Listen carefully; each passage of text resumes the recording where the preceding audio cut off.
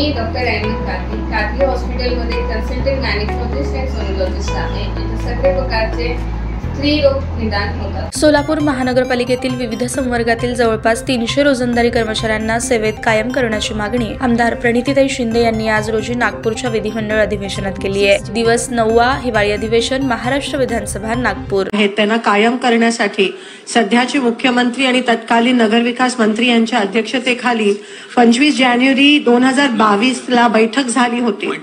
त्यानंतर महानगरपालिका सोलापूर यांनी शासनाला प्रस्ताव पण पाठवला होता, पण त्यानंतर नगरविकास विभागाकडून यावर कोणतीही कारवाई झालेली दिसत नाहीये।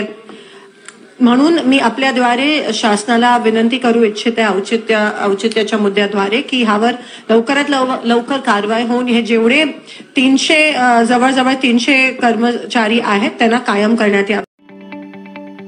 ताज्या बातम्या पाहण्यासाठी प्राईम महाराष्ट्र न्यूज चॅनलला सबस्क्राईब करा।